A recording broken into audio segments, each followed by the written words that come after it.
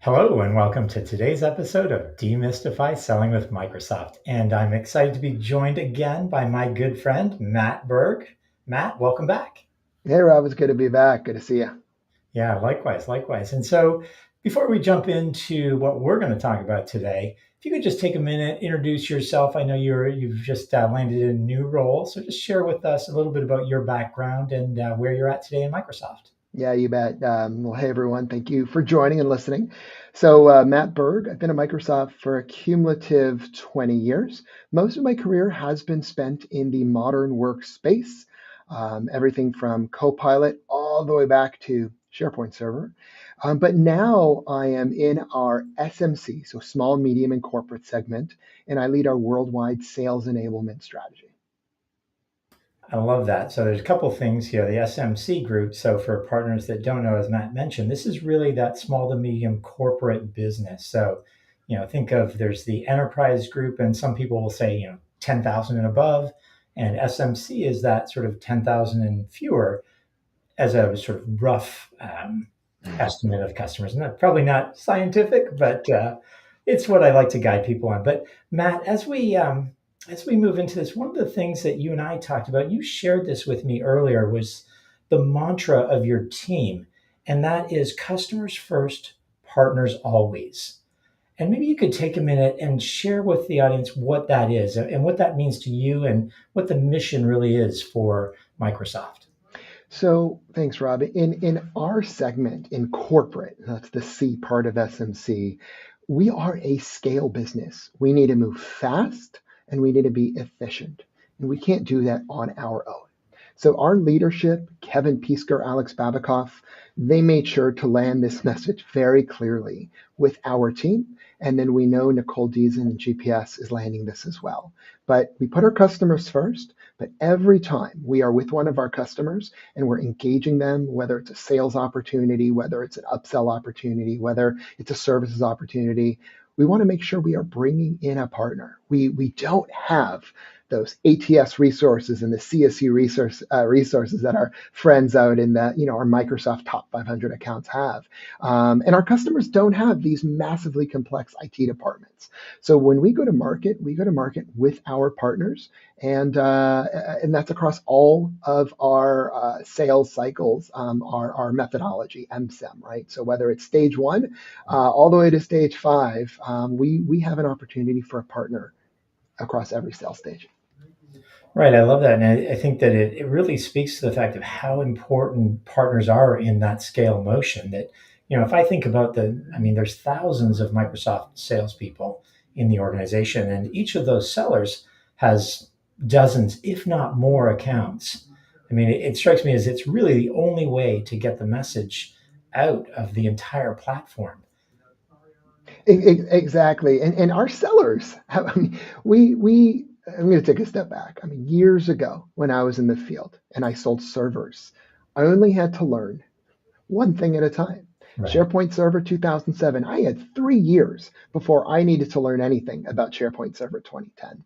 The rate at which Microsoft is launching new services is just at a faster clip than I've ever seen before. And we cannot learn it all. We cannot be experts across every solution area, security and modern work and AI and Azure and Biz Apps.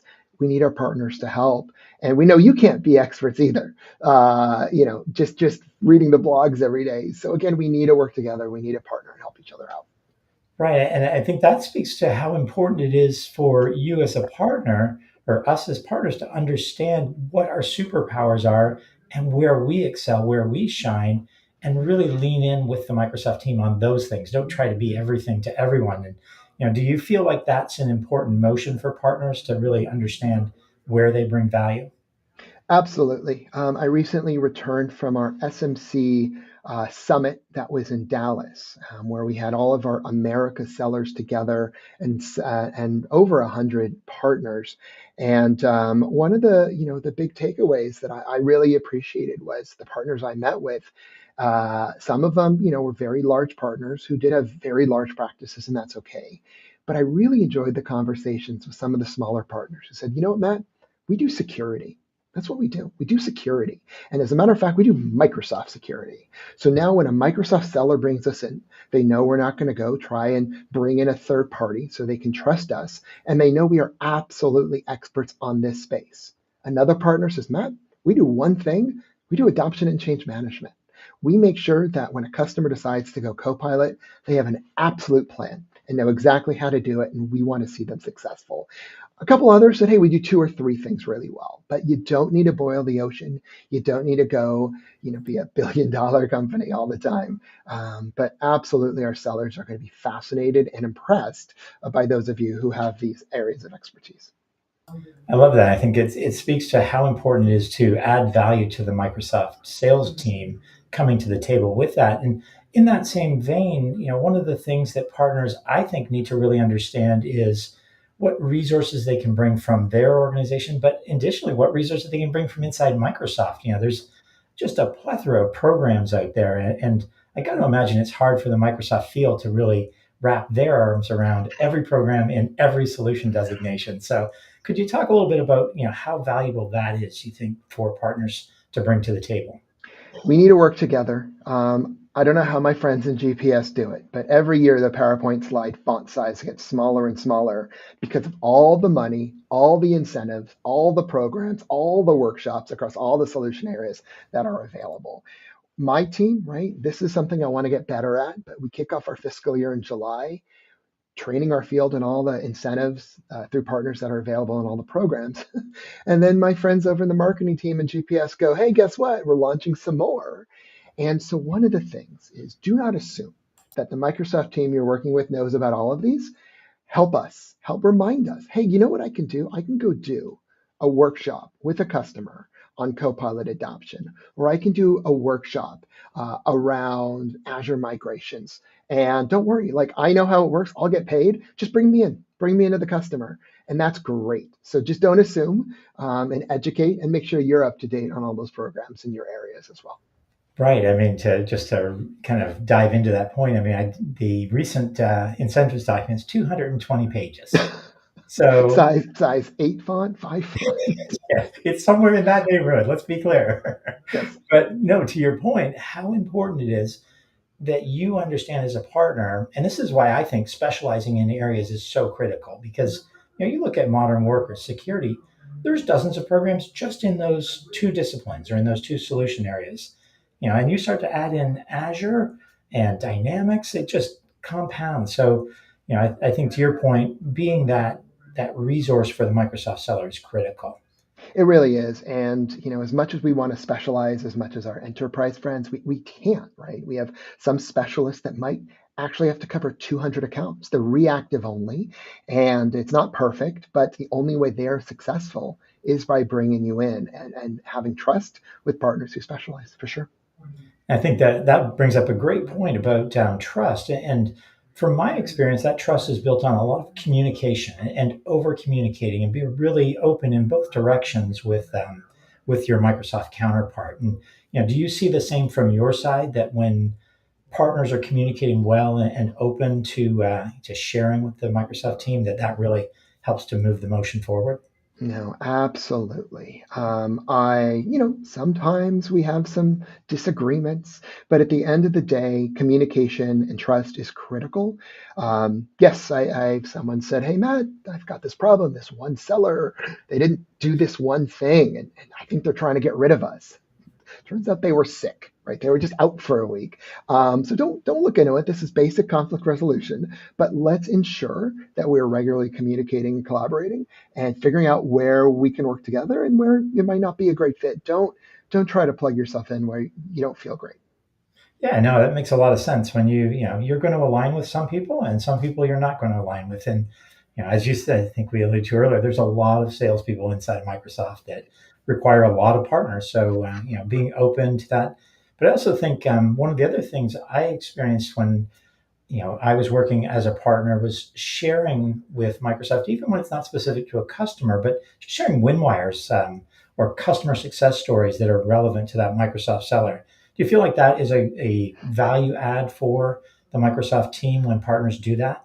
Gosh, that is like 101. That is so good. Hey Matt, nice to meet you. From what I understand, you have a lot of customers in manufacturing and retail. Let me just share with you a couple of case studies. And they don't have to be fancy. It's a one pager. Here's the customer. Here's the problem they asked us to solve. Here's what we did, and here was the result. And again, the customer or the seller might not bring you in immediately, but they're going to remember you that you Right. have that experience. You don't need to be an expert in a vertical, but something you accomplish. And with Copilot now, it's, hey, we actually work with these divisions, horizontal. Share best practices around what you did with a marketing team or an HR team or operations. That'll go really far as well. We're not out looking for a partner who only serves financial services. We can't do that in SMC corporate where we have to scale. But share your wins with us. That's huge. Right. Well, and my experience in SMC has been that the sellers have accounts that cross all industries, cross all boundaries, really small, medium. They really do look for partners that understand. And it's great if you have case studies that specialize in a few things, but knowing that they have to cover every different type of customer is so important, I think. It is, but I will tell you, being a good listener is important. The number of customers in my career where I've sat down and the customer says, "You don't understand. We're very unique." And they explain why they're so unique. And I'm like, oh, that reminds me of these five other customers who are also just as unique. Same thing worldwide, too. I will go to Japan and they go, "You don't understand. We're very unique." And they explain. And I go, it's interesting because they're having the exact same problem in France. But we just don't connect them. So a lot of times someone might say, "You don't understand, we need a very special partner." Listen, let them tell you the story and see if you can help. Right, right, absolutely. Well, on the listening topic, one of the things that I've talked about recently is the importance of understanding Microsoft's go-to-market motion or the MSEM motion. I think you alluded to it earlier, but maybe if you could take a minute and talk about how important it is for a partner to understand, maybe not replicate, but understand MSEM and what that means in the Microsoft customer journey. Sure. First of all, there's two concepts you want to know. One is solution plays. Every year, our sales leadership and our marketing leadership get together and decide, what value added or what solution plays around value we want to land. We're not going to go announce to a customer, we're going to talk to you about why you need M365 E3. No, we're going to talk about secure productivity and the themes that go around that. We don't want to overburden. So sometimes we'll have solution plays that are enterprise only, and then we take a subset for our corporate accounts because generally our corporate accounts aren't as mature as a large enterprise. And we also don't want to bog down our partners or our sellers. But the methodology, the Microsoft Customer Engagement Model, or MSEM, MCEM, what it does is it creates clear swim lanes on when to engage a customer. Stage one, maybe Rob, you can add this in post. Stage one is listen and consult. This is the consultative part where before you even decide what solution play you're going to talk about, you listen to what's going on with that customer and what business challenges that they're trying to solve for. Then we have inspire and design. That's when you are giving the pitch based on what the customer has told you they're interested in. And then you maybe bring in an architect or a technical specialist to help the customer get an idea of what the technical solution would look like. Our third is empower and achieve. I definitely want a partner in there helping a customer understand how to buy, how to deploy, how to drive adoption. And then four is what we call realize value.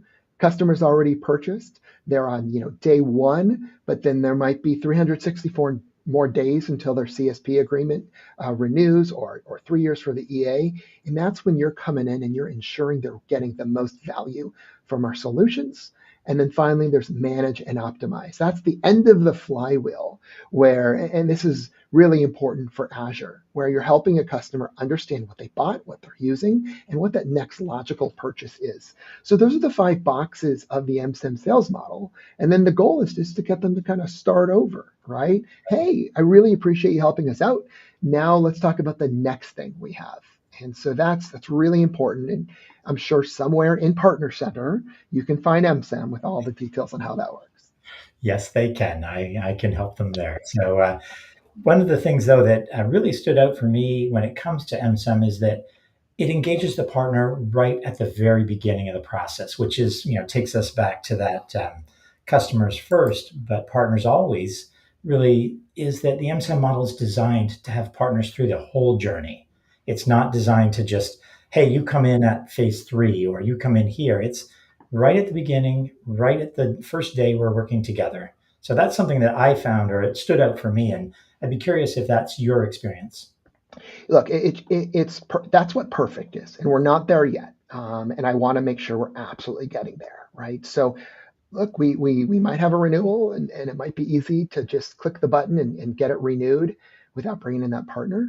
But it's going to come and bite us in the end, right? As a matter Right. of fact, I can tell you, I will be in reviews where my organization goes, I don't understand why these customers who bought Microsoft 365 E5 are now back on ME3.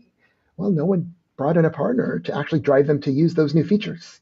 That is Right. not good for anybody, including that customer who has to go explain to the CFO, we bought this shelfware. So, yes, Yeah. we have to bring you in at stage one, if not stage two, et cetera. But the old school way of selling is sell everything, and then after the customer bought, go Right. figure out a partner in stage four. Those days are over. You can't do that Right. anymore.